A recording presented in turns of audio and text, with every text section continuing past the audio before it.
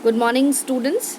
Welcome to the bio class. Let's start with the process of transpiration. Now, transpiration is the biological process by which water is lost in the form of water vapor from the aerial parts of the plant. Now, aerial parts of the plant means from the stem, from the leaves. Now, please focus here that by which water is lost in the form of water vapor. From this line, you can conclude that water can also be lost in any other form from the plant. Now, that form is the water droplets. When water is lost in the form of water droplets from the plant, that process is called as guttation.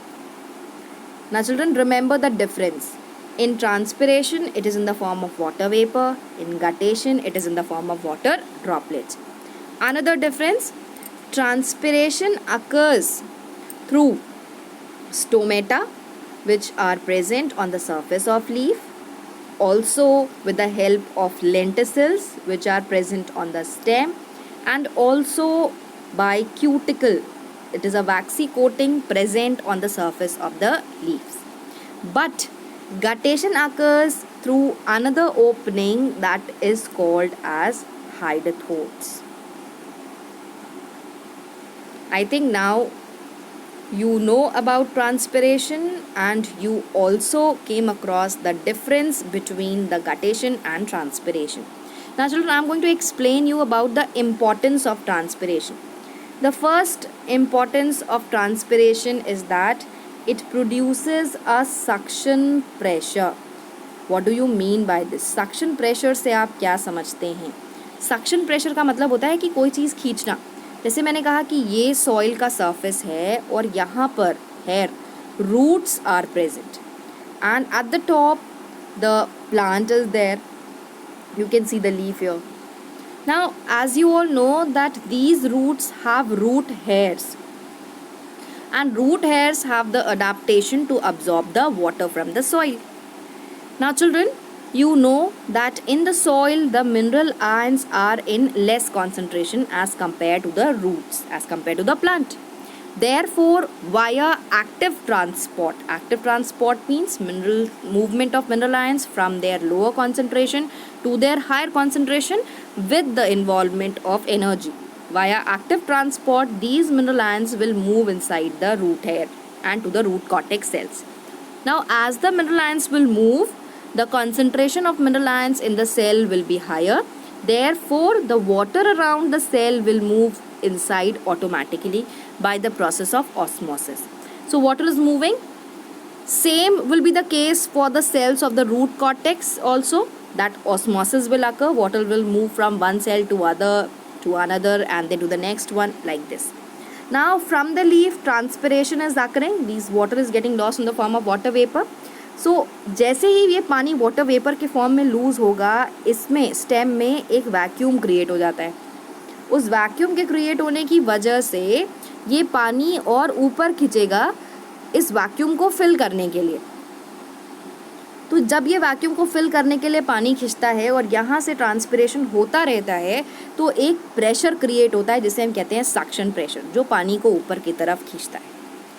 अब दूसरी importance, the second importance is of transpiration is that it cools down the surface of the leaves.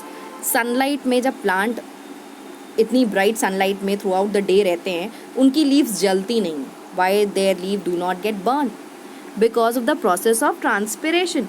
जब vapour के form में पानी loss हो रहा है तो पत्तियों का जो सरफेस होता है वो ठंडा हो जाता है, जिसकी वजह से पत्तियाँ जलती नहीं हैं और पेड़ों के नीचे खड़े होने पर हमें भी ठंड लगती है, हमें भी थोड़ा कूलनेस की फीलिंग आती है, थोड़ा as compare to the surrounding temperature.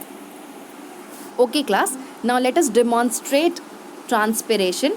Moving on to the next slide. Here you can observe a potted plant. यहाँ पर आप एक पॉटेड प्लांट देख रहे हैं. इसमें इस प्लांट को पहले हम we will cover it with a polythene and at the base of the stem we are going to tie it so that no water nothing should go inside and we are going to keep this setup in a light sunlight, not very bright. अगर बहुत ज़्यादा bright में रखेंगे ना तो पानी का condensation नहीं होगा. or after some time we will observe the water droplets on the inner surface of the polybag. तो ये जो वाटर ड्रॉपलेट्स आए ये कहाँ से आए? जब आपने इसको टाई कर दिया, इसका मतलब है कि प्लांट्स ने कोई प्रोसेस परफॉर्म किया है जिसकी वजह से वहाँ से वाटर वेपर के फॉर्म में निकला है, और जो पॉलीबैग के ठंडे होने की वजह से उसके सरफेस पर कंडेंस हो गया. Now I can also perform one more demonstration. I am going to tell you here, though I'm not performing it, I'm going to demonstrate it. Just take a look here. यहाँ पर we have taken 3 setups A, B and C. In the first setup एक potted plant लेकर के हमने उसको नीचे pot को पूरे पॉली बैग से कवर कर दिया है और टाई कर दिया है अच्छे से, और उसको बेल जार से कवर कर दिया है. अब इस पॉट को क्यों कवर किया है? जिससे कि जो भी वाटर एवापोरेट हो वो केवल एरियल पार्ट से हो, इस नीचे वाले सरफेस से ना हो, नहीं तो we will not be able to figure it out from where this water droplets are there, whether from the soil और फ्रॉम द लीव्स. अब दूसरे सेटअप में हमने सेम प्रोसेस किया है, उसको फिर से कवर किया है, बट यहाँ पर we have taken a cobalt chloride paper. अब बेटा कोबाल्ट क्लोराइड पेपर का काम क्या होता है? कोबाल्ट क्लोराइड पेपर जो होता है it is of blue colour and it is for absorbing the moisture. As it absorbs the moisture it turns into pink color. अब यहाँ पर हमने एक वुडन वो लेकर के उस पर हमने कोबाल्ट क्लोराइड पेपर को फिक्स कर दिया है. और हमारे थर्ड सेटअप में भी हमने केवल बेल जार से कवर करने के बाद अंदर इसके वुड लिया है और उस पर जो है वुड ब्लॉक के ऊपर हमने कोबाल्ट क्लोराइड पेपर लगा दिया है. ये हमारा कंट्रोल सेटअप होगा. इसमें कोई प्लांट ही रखा, तो इसका मतलब है हम इससे कंपेयर कर रहे हैं. Now what do you mean by control setup? Control setup का मतलब है कि it is used for comparison in every experiment. Now children, आप फर्स्ट सेटअप में कुछ समय बाद देखेंगे कि वाटर ड्रॉपलेट्स कंडेंस हो गई हैं बेल जार पर, यहाँ पर आपको दिख रहा है. सेकेंड सेटअप में कोबाल्ट क्लोराइड का कलर जो है वो ब्लू से पिंक हो जाएगा. क्यों? क्योंकि वाटर इज इवापोरेटेड. और थर्ड सेटअप में आपको कोई चेंज नहीं दिखेगा क्योंकि वहाँ पर कोई प्लांट नहीं. तो from this we have demonstrated that plants perform the process of transpiration and water is lost in the form of water vapor through the plant. Thank you.